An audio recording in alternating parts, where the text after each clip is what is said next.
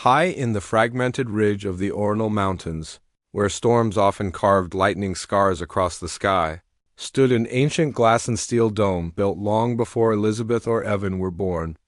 Humans called it the grandmother's greenhouse, though no one alive remembered why. When the storms cleared, the whole structure shimmered like a crystal lung breathing among the clouds. Evan Hale, a young human mechanic with a reputation for fixing the unfixable, stood at its entrance, boots muddy, toolbox slung over one shoulder, and grief still settling in his chest. His grandmother, the only family he had left, had passed just a week ago. In her will, she left him the dome with a single handwritten note: "Take care of them the way I once did. You'll understand soon." Them, he assumed she meant plants, maybe rare seeds, maybe old tech. He expected dust and silence, nothing more, but when he stepped through the sealed lock, the truth began unraveling like a pulled thread. Inside, the dome was not a greenhouse.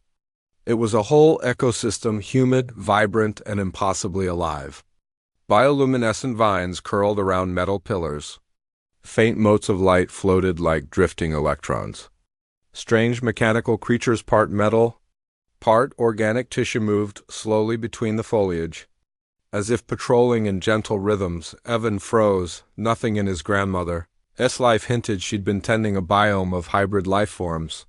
Then, a beam of silver light shot across the walkway and hit a nearby tree. The floor vibrated as a humanoid figure emerged from the shadow's sleek metal bones, covered in a living, flexible membrane. Its eyes glowed a soft green, and behind it, stepping carefully with a researcher's caution and a warrior's confidence, came Elizabeth Reese, the xenobiologist from the valley city below and Evan's oldest friend, Liz. Evan blinked. "What are you doing inside my grandmother's dome?" Elizabeth pushed up her visor, revealing her sharp gray-blue eyes.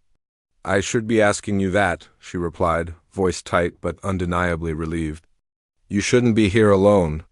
The dome isn't just old tech, it's reactivating." Evan frowned. "Reactivating what?" The humanoid machine answered for her. Its voice was layered metal echo beneath a warm synthetic tone. Protocol human successor identified. "Mechanic Evan Hale, welcome." Evan's skin prickled. "Successor? To what?" Elizabeth stepped closer and handed him a tablet with glowing data logs. "Your grandmother wasn't just a caretaker. She was protecting something.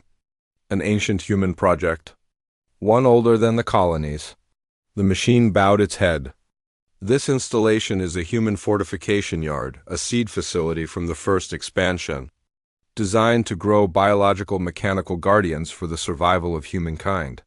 Evan nearly dropped his toolbox. His grandmother, the sweet old woman who knitted scarves and baked bread, the gentle soul who told bedtime stories about the sleeping giants who guard humanity.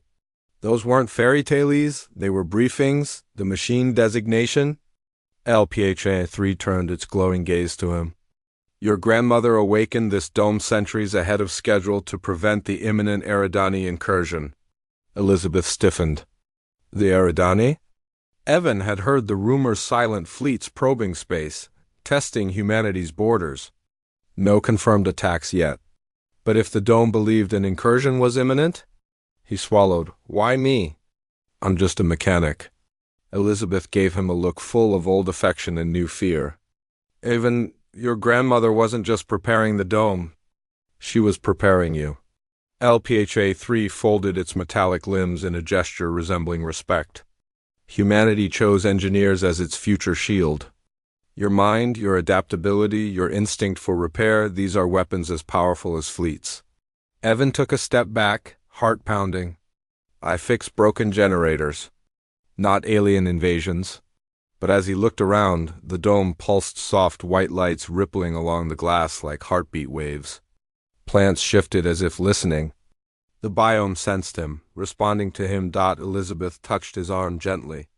"Your grandmother trusted you? So do I."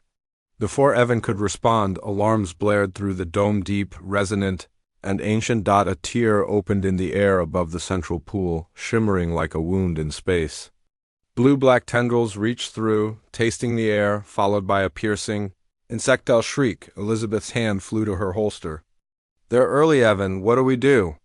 He felt the world tilt. Terror fought with instinct, but instinct won. He scanned the room, eyes darting like gears turning. Alpha 3. Evan barked. These hybrid units, can they defend the dome?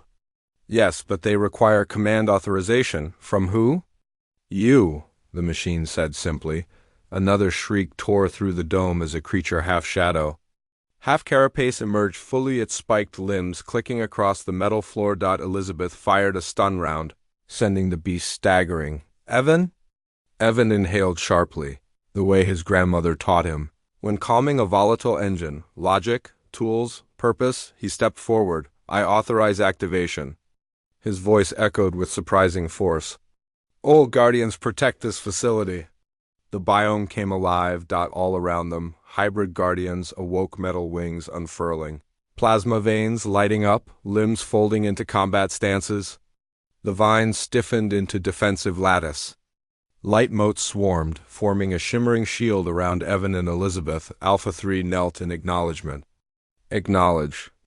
Command accepted. The Eridani creature lunged, its jaws splitting into four.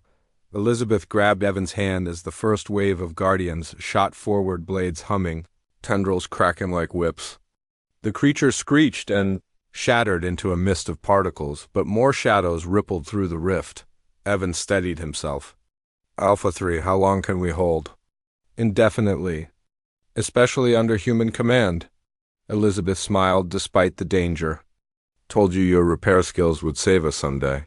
He squeezed her hand back. I thought you meant fixing your lab door. Another creature emerged, but this time Evan didn't hesitate. He called out commands, directing Guardian units like they were extensions of his own will. Systems responded with seamless precision. The dome fought at his side, its fusion of nature and machine moving as one.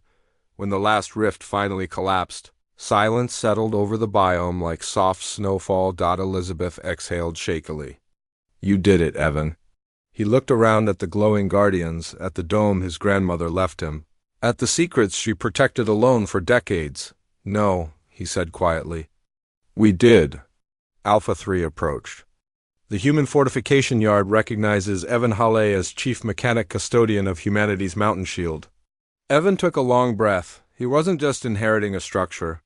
He was inheriting a legacy. Elizabeth touched his shoulder. So, what now? He looked toward the mountains outside and the stars beyond them. Now, he said, we prepare. Because if this was just a scout, then humanity will need everything we can build.